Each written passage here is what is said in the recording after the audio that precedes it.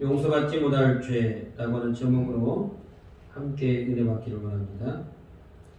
세상을 살다 보면은 이제 원치 않는 질병에 들 때가 있습니다.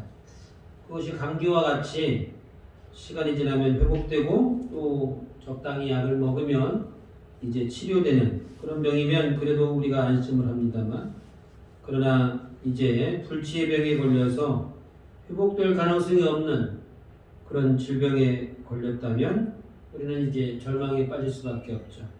그렇기 때문에 평소의 건강을 위해서 우리가 운동도 하고 또 이제 음식 조절도 하고 또 여러 가지 정보에 귀를 기울이기도 합니다. 그래서 회복되지 않는 질병에 걸리지 않도록 우리가 노력하고 또 이제 공을 들이게 되는데요. 습관이나 정신적인 면에 있어서도 이제 가끔 원치 않게도 이렇게 죄를 짓고 나쁜 짓을 하다가도 스스로 정상적인 사람으로 회복될 수 있는 것은 사실 참으로 다행스러운 일입니다. 그러나 어떤 경우에는 회복되지 않는 경우도 있습니다. 그래서 이 중독이라고 하는 것이 매우 중요한 중요한 화두로 떠오르는데요.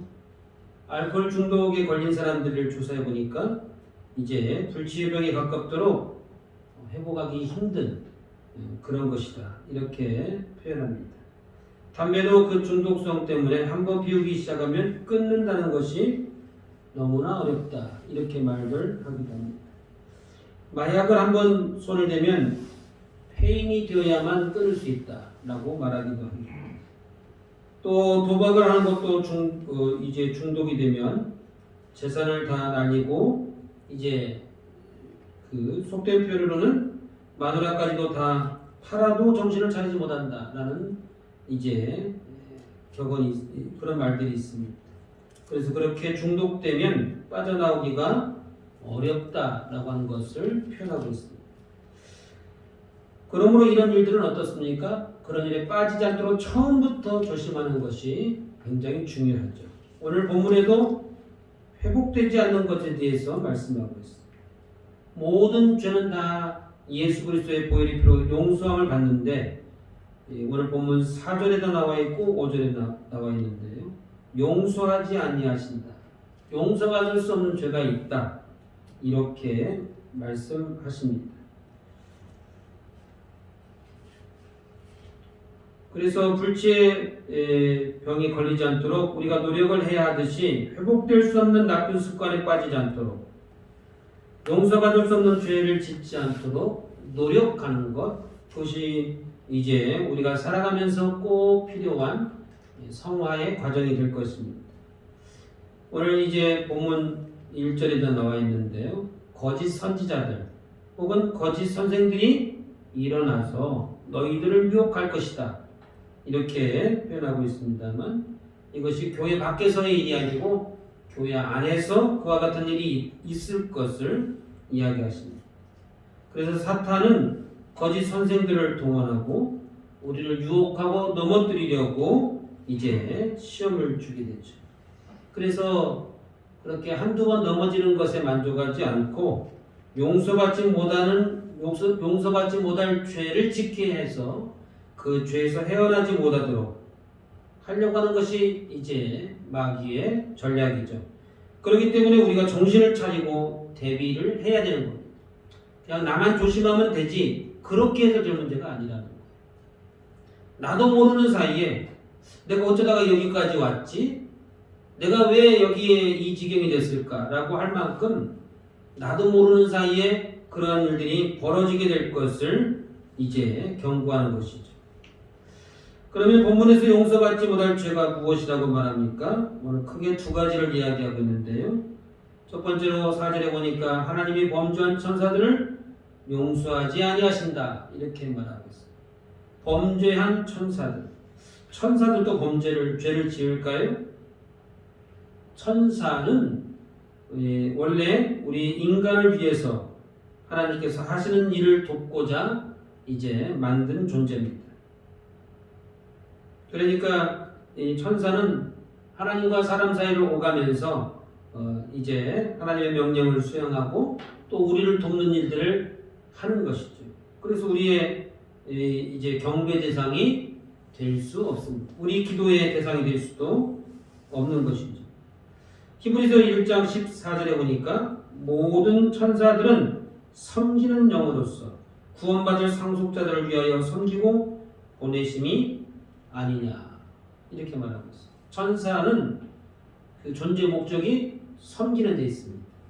구원받을 상속자 하나님의 백성들을 위해서 섬기라고 보내신 것이 아니냐 이렇게 표현하고 있습니다. 그래서 천사는 구원받을 백성들을 섬기기 위해서 하나님이 보내주셨다라고 말하고 있고 하나님께서 필요할 때에 우리에게 보내주시는 심부름꾼에 불과한 것입니다.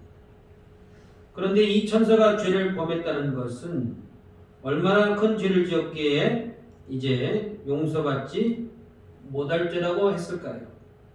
성경은 천사가 타락하고 사탄이 되고 이제 귀신이 되었다 이렇게 말합니다. 천사가 타락하였는데 이제 천사장 루시퍼가 타락했기 때문에 사탄이 되고 그를 추종하던 천사들이 귀신이 되었다 이렇게 기록하고 있습니다. 하나님의 일을 돕기 위해서 지음을 받은 천사들이지만 그들이 죄를 범했을 때 용서받지 못하고 다시 말하면 다시 천사로 회복되지 못했다 그 얘기입니다. 신분을 회복하지 못했다는 것이죠. 그리고 이제 사탄이 되고 귀신이 되어서 형벌받을 존재로 전락하게 되었던 것입니다. 그러면 천사들도 항의하고 싶은 마음이 있을 거예요. 왜 인간들은 죄를 지어도 용서해 주시면서 왜 우리 천사는 용서해 주지 않고 회복시켜 주지 않는가?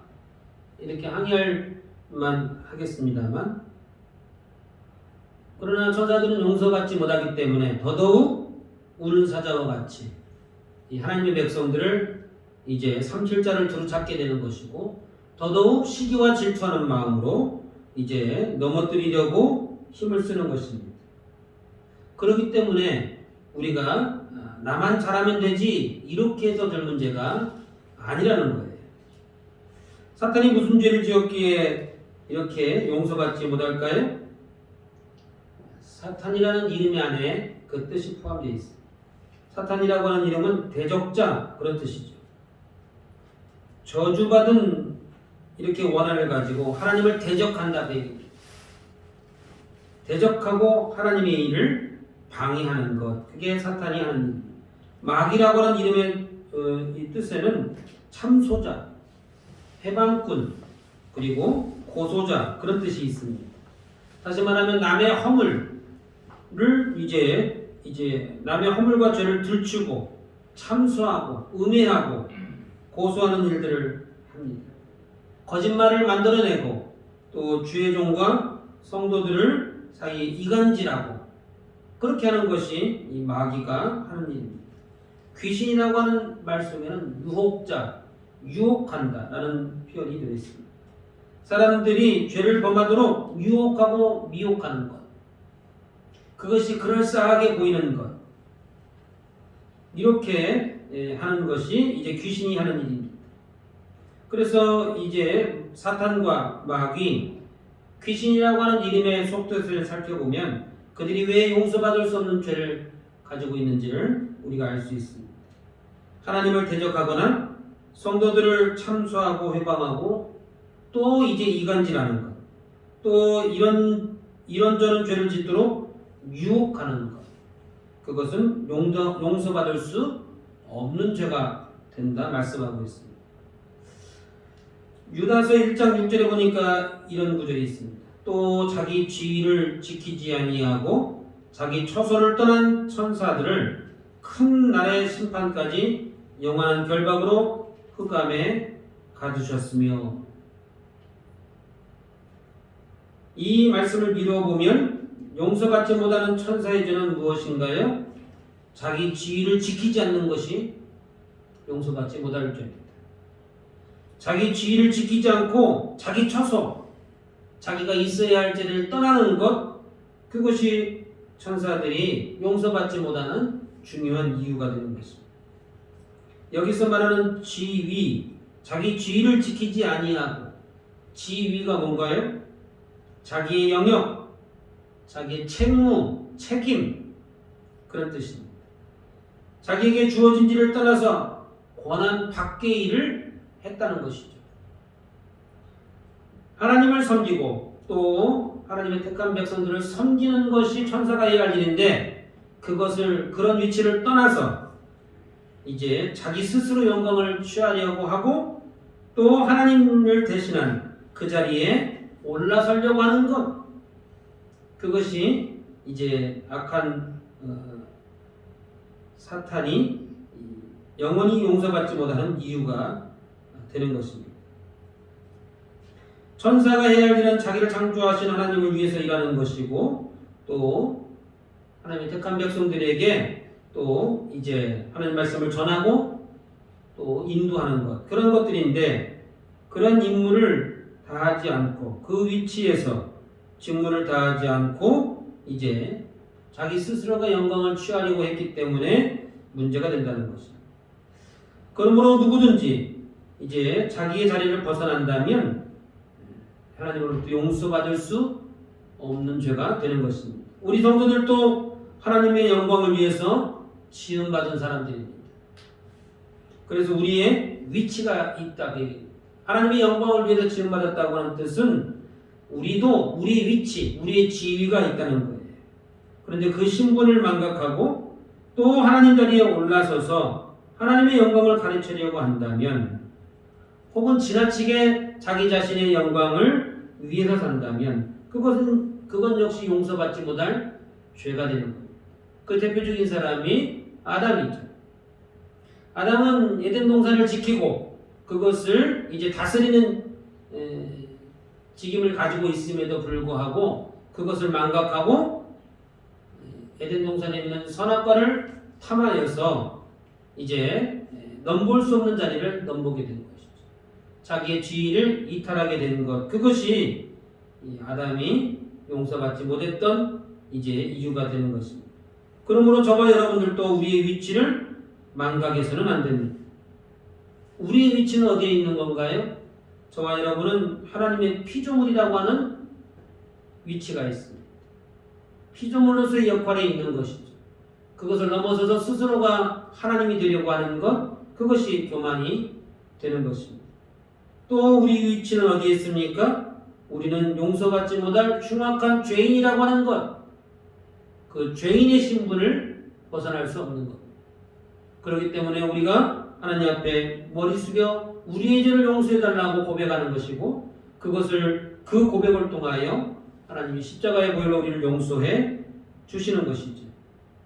그러므로 그런 위치에 있다면, 피조물과 죄인의 위치라면 남을 비난하고 정죄할 처지가 못 된다는 것입니다. 그런 처지를 넘어서서 이제 남을 정죄하고 이제 비난하는 자가 누굽니까? 마귀요 사탄이며 또 귀신이 해야 할 일이 되는 것입니다. 그런 일에 마귀의 입장에서 우리가 쓰임을 받는다는 것, 그것은 참으로 안타까운 일이 아닐 수 없습니다. 그러므로 저와 여러분들은 우리의 자리를 지키고 또 그 자리에서 최선을 다하셔서 하나님의 긍휼을 입고 또 하나님의 은혜 가운데 살아가시기를 주님의 이름으로 축원합니다. 두 번째는 어떤 것을 용서치 아니하십니까? 5절에 보니까 옛 세상을 용서하지 아니하시고, 옛 세상이 뭔가요?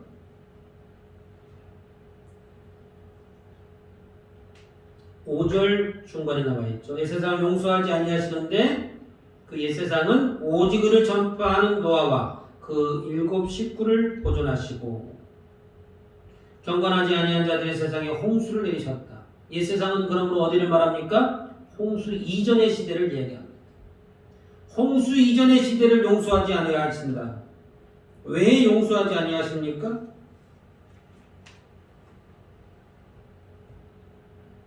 아마 그 시대는 지금부터 약 5천에서 6천 년 전에 삶을 살았던 사람들이, 그 시절의 사람들이 지금보다 더 악을 행했을까요? 아니면 지금보다 더 선했을까요? 지금보다 더 순진하고 착했을까요? 지금보다 더 악랄했을까요? 우리가 다 알 수는 없습니다만 법이 있다는 것은 그만큼 범죄가 있다는 것을 이야기합니다. 그러니까 지금은 이제 그 법치국 국가에 우리가 살고 있는데요.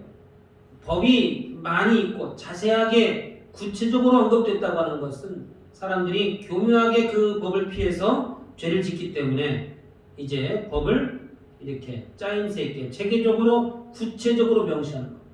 시간이 지나면 지날수록 그 법전이 두꺼워질 수밖에 없죠. 그러니까 지금부터 5,000년, 6,000년 전에는 물론 이제 문자가 없어서 그럴 수도 있습니다만 그러나 어쨌든 지금보다는 더 순진하고 착한 사람들이 많았을 것이다 추정합니다. 지금처럼 이렇게 정부가 빠른 시대, 정부의 홍수 시대, 그래서 죄를 모방하는 시대가 아니기 때문에 그렇겠죠.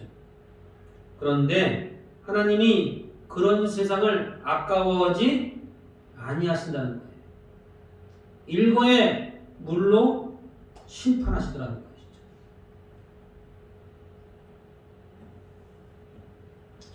그런 착한 사람들의 세상도 그들이 죄를 지었을 때에는 하나님께서 아까워하지 아니하시고 그들을 홍수로 다 멸망시켰다는 것.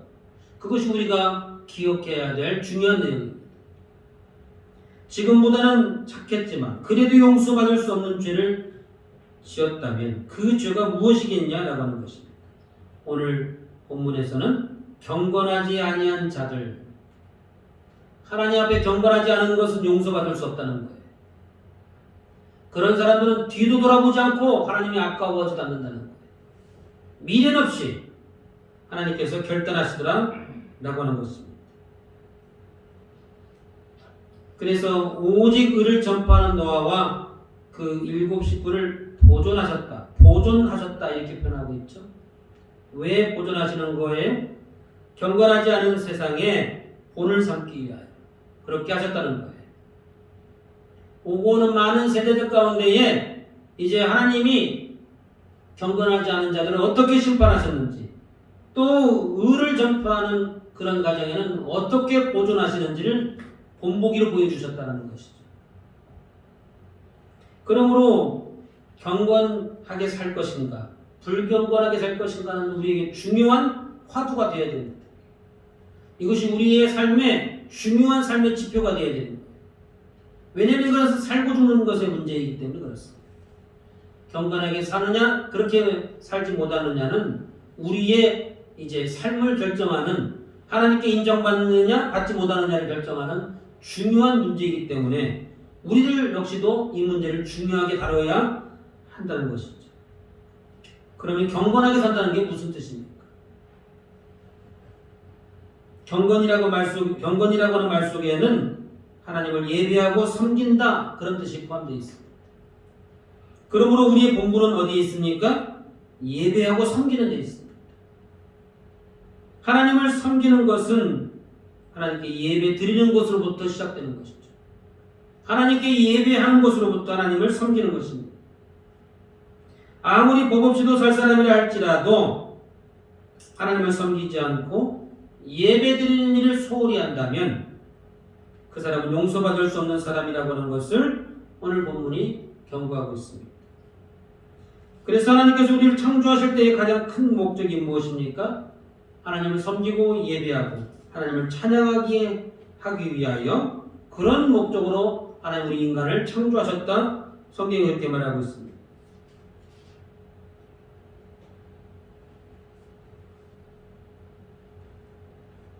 현대인들은 하나님을 섬기는 것보다도 하나님으로부터 섬김받기를 원하는 사람들이 너무나 많이 있습니다.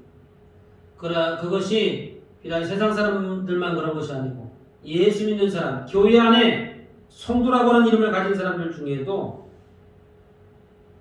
하나님을 어떻게 섬길 것인가에 대한 고민은 없고 내가 어떻게 복을 받을 것인가에 주된 관심이 있죠. 그래서 내가 복 받기 위해서는 하나님이 이렇게 하셔야 되고 저렇게 하셔야 됩니다. 하나님을 마치 이제 사람 부리려고 하는 것, 자기 뜻을 하나님께 관철시키려고 하는 것, 그것을 이름하여 우리는 무엇이라고 배웠습니까? 그것이 우상숭배입니다. 우상숭배와 신을 섬기는 거의 차이점 말씀을 드렸죠. 우상숭배는 뭡니까? 자기의 뜻을 관철시키기 위해서 전지전능한 신 또는 그 우상 앞에 가서 비는 겁니다. 그러나 자기의 뜻이 다 이루어지면 더 이상 찾아갈 이유가 없죠. 더 이상 예배할 이유도 없고 더 이상 기도할 이유도 없고, 그러나 또 다급한 일이 생기면 또 쫓아가서 해야 되니까 그 끈을 완전히 놓지는 않고 적당히 거리를 유지하는 것, 그게 우상숭배입니다. 자기 영광을 위해서, 자기 목적을 위해서 하나님을 이용하려는 것, 하나님께 복을 받아내려고 하는 것, 그것은 하나님을 우상숭배하듯이 섬기는 것입니다. 그것은 하나님을 모욕하는 행위가 되기 때문에 그러므로 용서받지 못하는 죄가 되는 것입니다. 회복되지 않는 병과 회복이 되는 병이 있습니다. 또 용서받을 수 있는 죄와 영원히 용서받을 수 없는 죄가 있다. 성경이 말씀하고 있죠.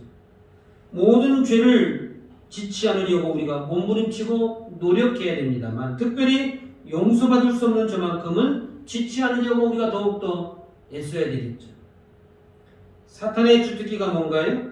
남을 속이고 남을 정죄하고 남을 비난하는 죄는 용서받을 수 없는 죄라고 했습니다.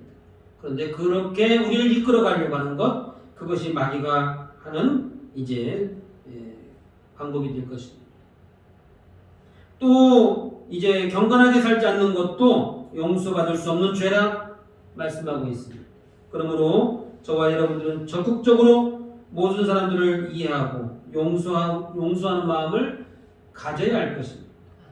왜냐하면 그래야만 악한 마귀의 수책에 넘어가지 않고 또 이제 참소하거나 속이거나 정죄하거나 비난하는 죄를 면할 수 있기 때문에 그렇습니다. 그것을 하지 않으려고 노력하는 것보다는 오히려 어떻게 해야 돼요? 모든 사람들을 이해하고 품어주고 감싸주려고 하는 것, 그것이 있으면 마귀가 틈을 탈 여력이 없는 것이죠. 또 한 가지는 무엇인가요? 하나님께 예배드리는 일에 최선을 다하시기를 바랍니다. 그리고 예배 자리에 오셨다면 또 이제 말씀의 귀를 기울이고 그 말씀도 살려고 결단하고 순종하고 찬양하는 일에도 적극적인 자세를 갖춰야 할 것입니다. 그것이 이제 용서받지 못할 죄를 적극적으로 이기는 중요한 방법이 되기 때문에 그런 것입니다. 그러므로 저와 여러분들은 이제 예수님과 같이 넓은 마음, 용서하는 마음을 가지시고 또 하나님께 예배하는 일에 최선을 다하셔서 하나님의 크신 축복이 임하시기를 주님의 이름으로 축원합니다. 우리 한번 같이 소리내어 기도합니다. 하나님, 지금까지 혹시라도 우리가 용서받지 못할 죄 가운데 있었다 할지라도 오늘 자문하고자 하는 관용을 베푸시고 또 긍휼히 여겨주셔서 다 용서받고 씻김 받을 수 있도록 주님 우리를 긍휼히 여겨 주옵소서.